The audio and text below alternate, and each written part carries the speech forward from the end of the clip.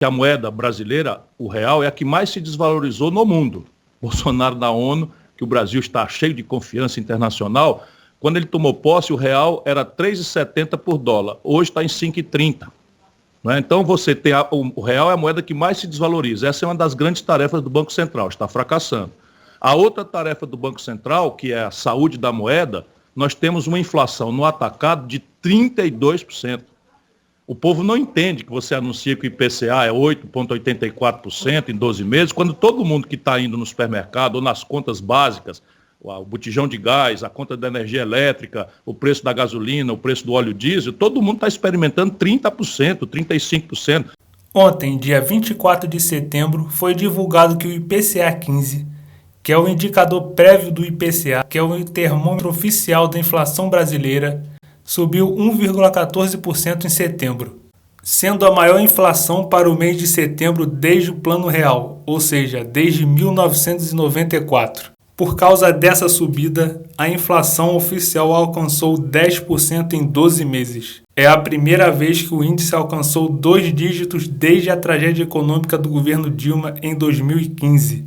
Porém, como foi dito pelo Ciro, o IPCA não reflete de fato a inflação no bolso da população, que está vendo o preço dos alimentos, combustíveis e serviços aumentarem muito além do que diz a inflação oficial. A explicação para isso é que o IPCA considera o desempenho de mais de 400 itens e serviços para criar o índice. Portanto, se o óleo de soja subir 80%, mas a passagem aérea cair 30%, por exemplo, a média fica em 25%. Além disso, alguns itens têm mais peso que outros para fazer a média do IPCA. Enfim, o IPCA nunca vai refletir o que de fato a maioria da população sente no bolso. Se você abrir a cesta básica, num país que tem a agricultura e a produção de proteínas maior do mundo, pelo menos rivalizamos aí com os Estados Unidos como o maior do mundo, o óleo de soja da dona de casa subiu 80%. A carne brasileira subiu 40%, a carne de segunda, né? A carne de segundo, o músculo, o frango subiu a mesma coisa. Então, a saúde da moeda, que é a outra tarefa, quer dizer, a taxa de câmbio, o Banco Central está fracassando. A saúde da moeda, o Banco Central está fracassando. Ano que vem, o Banco Central está prometendo que vai ser um ano gelado, de recessão econômica, com inflação alta. Por quê? Porque está entendendo errado a raiz dessa inflação. Por que o Ciro disse que o Banco Central está entendendo errado a raiz da inflação? Porque está subindo a taxa de juros para tentar frear uma inflação que é causada pelo custo das coisas e não por uma alta da demanda interna. Os juros só afetam a inflação que é causada por um mercado interno que está consumindo mais do que é capaz de produzir e importar. Ou seja, uma inflação provocada por uma altíssima demanda. Não é o nosso caso, uma vez que o consumo das famílias está no menor nível em anos, devido ao endividamento e ao desemprego. A inflação brasileira atual é derivada do aumento do dólar e da falta de estratégia de vários governos em relação à estocagem de alimentos. Toda a turma que acompanha o Ciro já sabe, pão é trigo e trigo é dólar. Por que o maior produtor de soja do mundo cresceu 80% o preço do óleo de soja no supermercado? Comércio exterior. De novo, como o governo brasileiro destruiu a sua capacidade de fazer estocagem, destruiu a sua política de preço mínimo, destruiu a sua política de regulação de mercado, a pretexto dessa mitologia do livre mercado, o que é que ele faz? Hoje, o produtor de soja tem um brasileiro no supermercado querendo pagar para ele X reais e tem um chinês disposto a pagar X dólares, porque os chineses estão retomando a economia. E aí o que é que está fazendo? Como o governo brasileiro é um desgoverno absoluto, o produtor vende para quem paga mais, que é o estrangeiro. Como é que você resolve isso? Fazendo estoques reguladores, comprando na entre-safra para proteger o produtor quando o preço despenca na safra e desovando o excedente quando o preço sobe na entre-safra ou em ciclos de desabastecimento provocados por comércio exterior. Mas isso é outra compreensão de economia política que nós precisamos trazer de volta ao debate no Brasil. Apesar de todo esse fracasso econômico para a maioria do povo brasileiro, levando o Bolsonaro a ter cada vez menos apoio, fazendo ele derreter em todas as pesquisas, o Paulo Guedes continua no governo. Por que será?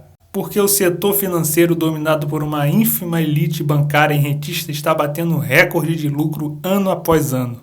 Vá no Google, meu irmão, você que está nos ouvindo aí no seu táxi, no seu Uber, vá no Google quando você tiver uma paradinha e entre lá e veja o lucro médio do sistema financeiro brasileiro. É disparado.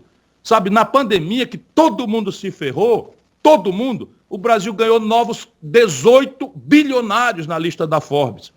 Ou seja, o mundo todo se ferrando, o trabalhador se ferrando, a classe média se ferrando, o dono do pequeno restaurante se ferrando, os promotores culturais se ferrando, os produtores culturais se ferrando, os artistas se ferrando, todo mundo se ferrando. Novos 18 bilionários nasceram em plena pandemia. Vai olhar a origem disso. Bolsonaro, Paulo Guedes administrando, não é, o rentismo. 26% da dívida pública brasileira, de 6 trilhões de reais, vence em apertadíssimos 2, 3 meses. Escândalo de operação compromissada. O câmbio desvaloriza, todo mundo perde, menos aqueles que apostaram na desvalorização do câmbio, que recebem um negócio que eles inventam um nome estrambótico para o povo não entender. Swap cambial, sabe o que é? Todo mundo perde e o governo indeniza o rico, com dinheiro público. Quando abriu a pandemia, o governo Bolsonaro tirou R$1 trilhão do seu caixa e entregou nas mãos dos bancos, sem criar nenhuma obrigação ou regras de como seria utilizado esse dinheiro, a pretexto que esses bancos iriam expandir o crédito para a população. Mas não foi isso que aconteceu. O crédito encolheu e os bancos pegaram esse dinheiro dado pelo governo e emprestaram para o próprio governo a taxa Selic. Isso mesmo que você escutou. O governo deu dinheiro para os bancos, eles pegaram esse dinheiro, emprestaram para o próprio governo e estão ganhando com juros. E lembrando que a taxa Selic está aumentando a cada mês. Sabe quanto é que custa, Datena, para os cofres do governo, tirando da saúde, da educação, das obras públicas, da moradia, da segurança do povo? 58 mil homicídios nos últimos 12 meses. É um desastre. Sabe quanto custa 1% a pancada que o Banco Central deu ontem? Custa 68 bilhões de reais por ano. 1 ponto percentual. E para terminar, o Paulo Guedes, que se diz liberal e que nunca iria aumentar imposto, subiu o IOF para que o Bolsonaro possa subir o Bolsa Família, que antes era coisa de esquerda, a ser combatida, e agora virou política de Estado. E isso vai encarecer ainda mais a vida da população, especialmente da classe média e dos mais pobres. Um governo que se diz liberal e aumenta o IOF. O IOF é o tributo do empréstimo consignado do servidor público do aposentado. O IOF é o tributo do financiamento da casa própria. O IOF é o tributo do dólar que compra a vacina, que compra o medicamento.